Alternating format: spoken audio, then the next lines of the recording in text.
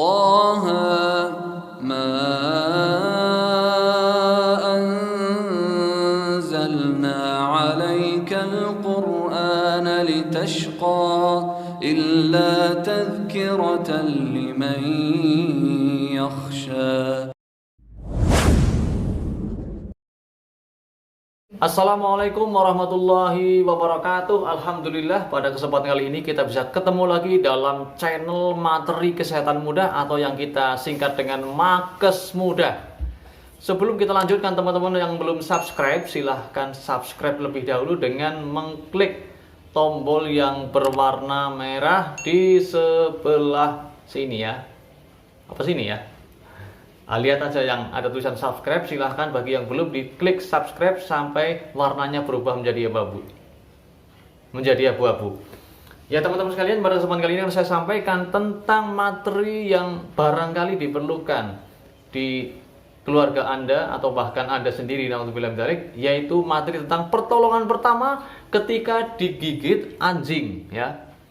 Ini mungkin jarang terjadi, tetapi kalau terjadi kita harus benar-benar memperhatikan apa yang terbaik untuk menangani luka digigit anjing tersebut. Sebelum saya sampaikan bagaimana pertolongan pertamanya, maka saya sampaikan bahwa anjing itu seringkali mengejar kita. Barangkali kita sedang jalan-jalan pagi, ada orang ya yang pelihara anjing, kita tidak tahu, tiba-tiba anjing itu menggonggong, kita kaget dan lari ya. Anehnya kalau kita lari saat ada anjing menggonggong, anjing itu bukannya menjauh tapi malah mengejar kita ya. Nah, kalau yang dikejar itu tidak tahu bagaimana menghadapi anjing, maka sangat tidak mustahil ketika anjing tersebut akan menggigit kaki kita ya. Kalau anak kecil bahkan menggigit kepala dan leher nih. Kalau anjing itu biasanya yang paling sering terjadi adalah menggigit anak-anak. Kalau anak-anak yang gigit itu biasanya kepala atau lehernya, karena posisi tingginya anjing itu sejajar dengan kepala dan leher anak. Kalau dewasa biasanya yang digigit adalah tangan dan bagian kaki atau betisnya.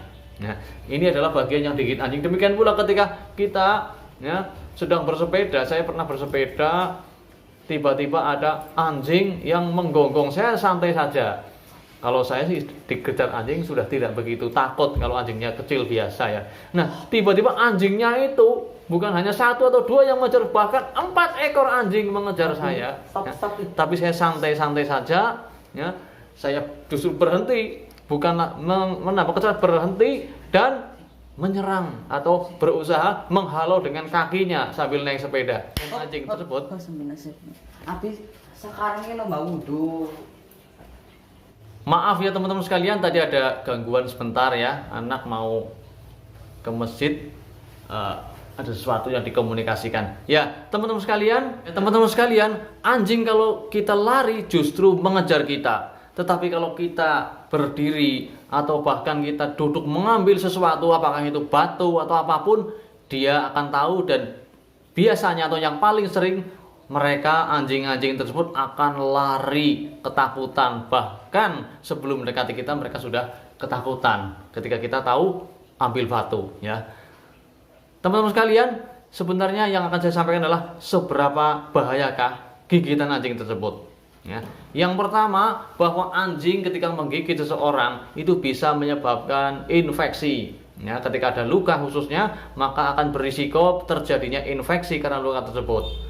Lebih-lebih anjing itu mulutnya kotor ya, yang dimakan adalah benda-benda yang barangkali kotor, makanan kotor, bahkan mungkin tikus pun kadang dimakan, atau bahkan kotoran manusia atau apapun kadang dimakan, rakus itu anjing. Kemudian bahaya yang kedua adalah bisa menyebabkan terjadi kerusakan saraf, otot, dan jaringan di bawah kulit. Sehingga kadang orang yang pernah digigit anjing atau gigit binatang lain juga hampir sama, akan terjadi rasa nyeri yang berkepanjangan, bukan hanya sebulan 2 bulan, bahkan sampai beberapa ada yang 1 tahun bahkan lebih belum sembuh-sembuh ya.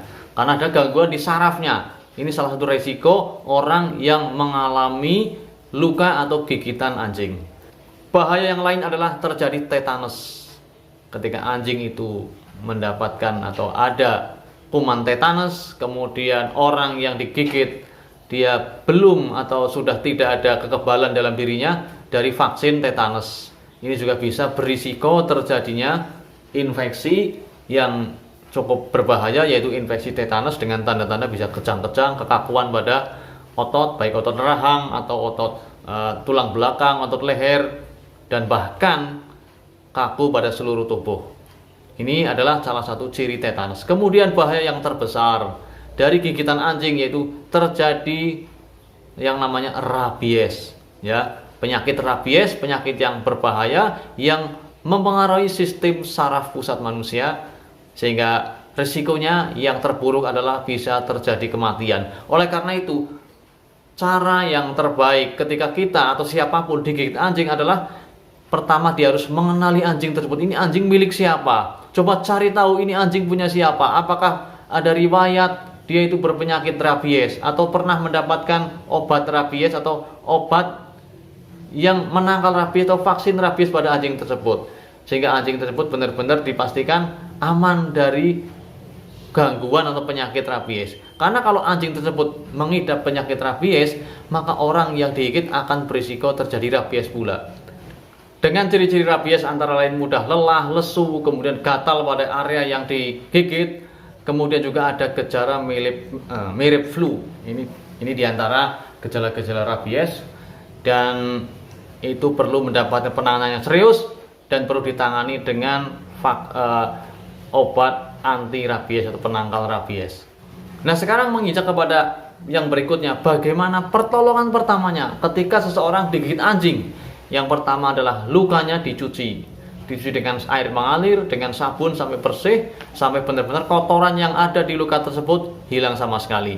Kemudian yang kedua, ketika lukanya berdarah atau bahkan lebar, maka tidak ada jalan lain kecuali harus segera dibawa ke unit gawat darurat untuk mendapat pertolongan lebih lanjut, untuk dijahit, dibersihkan, bahkan dengan risiko yang terbesar diantaranya ketika digigit yaitu patah tulang. Ini diantara gigitan yang berbahaya ketika anjingnya besar, apalagi yang digigit anak kecil. Itu salah satu risiko gigitan tersebut adalah terjadi patah tulang, ya, risiko berbahaya yang segera bisa dilihat, itu bisa patah tulang. Ini juga tidak ada pertolongan yang lebih tepat, ya, biidznillah, kecuali dia harus segera dibawa ke rumah sakit, ya. Kemudian selanjutnya ketika lukanya kecil saja, setelah dibersihkan, maka bisa diolesi dengan antiseptik, dengan betadine, atau dengan dikasih salep antibiotik yang bisa Anda beli di apotek, ya. Jika dekat dengan apotek, ini juga bisa mengurangi risiko infeksi. Kemudian teman-teman sekalian, yang selanjutnya kalau luka itu ada perdarahan, ya, tapi tidak begitu besar, maka bisa dibalut dengan kasa steril. Cari kasa steril di apotek, kemudian Anda balut, ya, sehingga tidak terjadi kontaminasi atau tertempelnya kotoran-kotoran dari luar luka, ya. Gantilah perban sehari 2 kali, pagi atau sore hari, atau 1 kali sehari paling tidak diganti. Kalau lukanya sangat bersih, ya 2 hari sekali tidak masalah, ya. Sebelum diganti usahakan dibersihkan dulu dengan minimal air yang steril, ya, bisa air aqua atau air matang yang sudah dingin. Anda bersihkan dulu baru ditutup dengan kasa. Ini adalah beberapa cara untuk menangani luka gigitan anjing. Kalau ternyata 2 hari atau 3 hari terjadi pembengkakan atau tanda-tanda infeksi seperti nyeri yang semakin terasa, kemudian ada kemerahan, bengkak, apalagi tubuh disertai demam, maka ini kemungkinan ada atau bahkan terjadi tanda-tanda infeksi pada orang tersebut. Maka segera dibawa ke dokter atau rumah sakit untuk mendapatkan pertolongan lebih lanjut, ya. Untuk dirawat lukanya lebih lanjut kalau ada nanahnya, kemudian bahkan mungkin diberikan antibiotik, anti nyeri, anti radang dan sebagainya.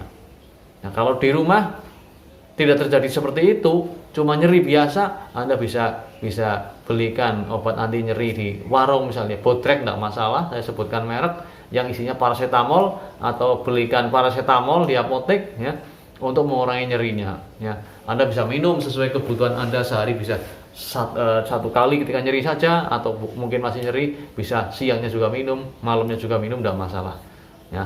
Yang penting kalau sampai 3 hari kok tetap nyeri, ya tentunya harus ada penanganan khusus untuk diberikan fasilitas berupa obat-obat anti nyeri yang lebih baik, dan bahkan mungkin dikasih obat antibiotik, ya. Tentu saja di fasilitas kesehatan yang ada. Demikian yang bisa saya sampaikan, mudah-mudahan bermanfaat tentang bagaimana pertolongan pertama saat digigit anjing. Billahi taufiq wal hidayah. Assalamualaikum warahmatullahi wabarakatuh. Taha ma anzalna 'alaikal Qur'ana litashqa illa tadhkiratan liman yakhsha tanzilan mimman khalaqal arda was samawati